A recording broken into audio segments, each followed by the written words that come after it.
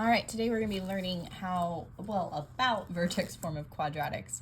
And our central question is, how can writing an equation in vertex form be useful? So we've been dealing mostly with standard form, which is ax squared plus bx plus c. But now we're going to be talking about vertex form, which is ax minus h squared plus k.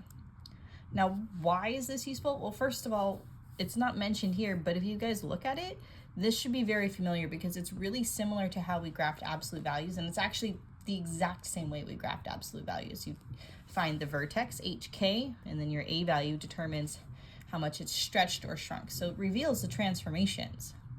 So why vertex form? Vertex form reveals the maximum and minimum value of the function. So it's going to tell us the highest that something goes or the lowest that something goes. And it's ideal for graphing or writing an equation from a graph because we know that these are all transformations. So double use. So when we're writing it in vertex form, there's actually formulas. So step one is you got to find your h. You got to find the h value of the function. And in this case, h is going to be equal to negative b over 2a. This comes from the equation up here, ax squared plus bx plus c. Then we need to find k. K is equal to f of h. Now that doesn't seem very intuitive to you, or it might, and maybe it is. Maybe it is. Won't plant the seed of doubt yet. But what that really means is that plug in h for every x in original equation and solve. That is what f of h means. It means that wherever you see an x in the original equation, you're going to replace it with your h value and then solve, and that will give you your k value. And then finally, you write the equation. So f of x equals a, x minus h squared plus k. It's important to note that the a is same a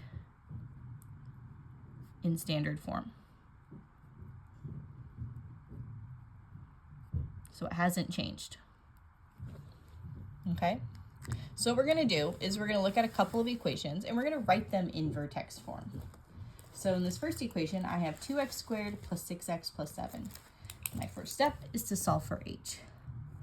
So h is equal to, now remember the formula is negative b over 2a. So that negative sign is part of the formula. So negative b over 2 times a. So the b value, actually let's put parentheses in there just like how we did the quadratic formula. And actually this should be familiar. Remember the quadratic formula is negative b plus minus squared blah blah blah over 2a, negative b over 2a. So kind of cool how those two time together. So negative b is 6 over 2a, a is 2. So negative 6 over 2 times 2. This is equal to negative 6 over 4, which is equal to negative 3/2, or negative 1.5, whichever you prefer. Okay, again, my preference is always going to be towards the fractions. So now we need to find the k value. Remember, we find the k value by plugging this in to every x in the original equation. So k is equal to, we just write the bones, 2 parentheses squared plus 6 parentheses plus 7. And inside of there, I'm going to put negative 3/2.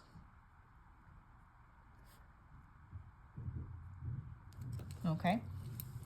So then when I do my math, I'm going to have that k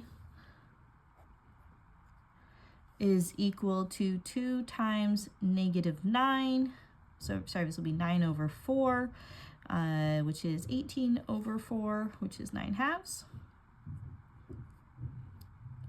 Plus negative, what was that, negative 3/2? Negative 18 over 2, which is negative 9, plus 7. Now when I add that all together, I'm going to have 13/2, I believe. That's kind of terrible, isn't it? Let me just double check. 9 over 4 times 2, 18 over 4 reduces to 9 over 2. Negative 18 over 2 is negative 9. And plus 7, 2 is... Yep, there we go. 13 halves. Sorry. Mental math. Didn't have a calculator on hand. So now I can write my final equation. 13 halves, because some of you are going to be decimal lovers, and that's okay, is the same thing as 6.5. Okay, either one, whichever you prefer. But I'm going to write my equation with the fractions because that's my preference. So my final equation is f of x equals a, which was 2, x minus h squared plus k. My h was negative 3 halves. So remember, that's going to change this to a plus sign. So plus 3 halves. And then my k value is 13 halves, and that's a positive number. Actually, it should be, yep, 13 halves. Nope, negative 2. That was my mistake. Negative 2 plus 9 halves is going to be 5 halves. See, this is why we got to double check our mental math. So 5 halves, which is the same thing as 2.5. So then, here we go. There we go. So plus 5 halves. So this is our equation in vertex form. So when we're dealing with fractions, it can be a little weird. But then, of course, make sure you probably have a calculator on hand, so you're less likely to make those little mistakes, okay? Just like I did, forgot the negative, right? That's why we got to double check it. So now what we're going to do is we're going to look over here on the next example. We're going to go through the exact same steps. I'm going to start by finding h. H is equal to negative b over 2a. And I'm just going to put my values in. So I have negative 2. A in this case is 1. Okay, because there's nothing in front, just like when we were doing the quadratic formula. So then this becomes 2 over 2, which is 1. So easy enough, right? We got a whole number for our answer. That's pretty promising. So now we're going to move on to k. K, remember, is when we plug that number into the original equation. So my original equation was parentheses squared minus 2 times parentheses minus 5. And wherever I see an x, I'm just going to replace it with 1. Okay. And when I evaluate, I'm going to get k is equal to 1 squared is 1, minus 2 times 1, minus 5. So really I have 1 minus 2 minus 5, which is going to be negative 6. Okay, so then writing my final equation, f of x is equal to a, which is 1, so I'm not going to write anything there, x minus h squared plus k, and I'm going to put 1 in for h, and notice I'm going to keep the minus sign because my 1 was positive. My k was negative 6, so this becomes plus negative 6. Obviously, you would want to simplify it more. I don't have room, so we're going to just end it there. Again, you'd simplify it more by getting rid of that plus sign. Okay, so that's how we write an equation in vertex form from given standard form. So obviously the second example is a little bit easier than the first one just because we're given integers, so that's usually easy to work with. But again, remember, you get to use calculators, so don't be afraid to use a calculator. So it doesn't make you less intelligent, it just is a tool to solving the problem. So now we're going to work on writing an equation from a graph. So first step is going to be identify the vertex HK. So remember, that's the bottom of the U or the top of the U, just like when we're doing absolute values. Then we're going to write the equation in vertex form. So we're going to pretend like we already have it filled out, because remember, the only thing that you need for vertex form is the H and the K, and then you need to find the A, which leads us to step 3, solving for A. You're going to usually want to use the y-intercept for X and Y, or a clear point. So if the y-intercept isn't on the graph that you're given, you're just going to look for a clear point. And then finally, you're going to write the final equation. So in this example, I have a nice little graph. I'm going to start with identifying my vertex. So my vertex is right here, which is at the point 2, -1. So vertex is equal to 2, -1, where this is my h and this is my k. That's step 1. Step 2, remember, is to plug it in. So f of x equals a x minus h squared. So x minus 2 squared minus 1. The point that I'm going to plug in is this point over here, which is the point 0, 1.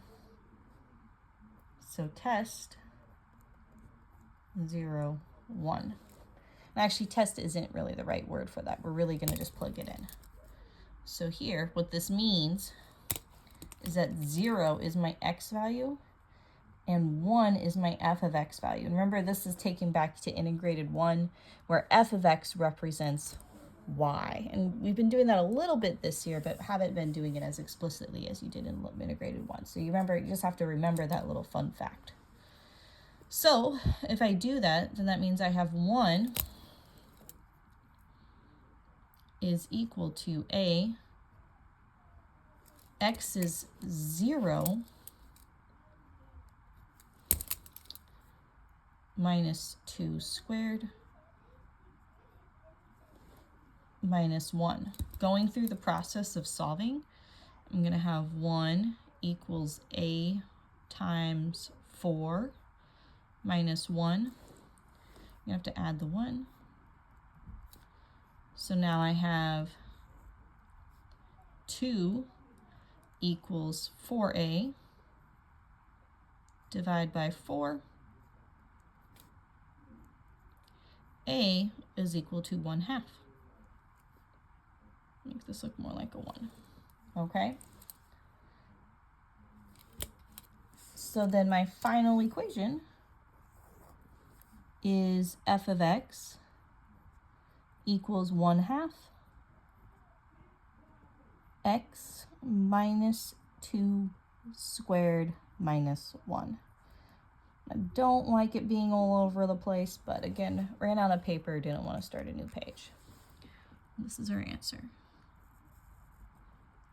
So we're going to be doing a lot of practice with this over the next few days. So then again, we can start using it to solve some real world problems. It's going to be great.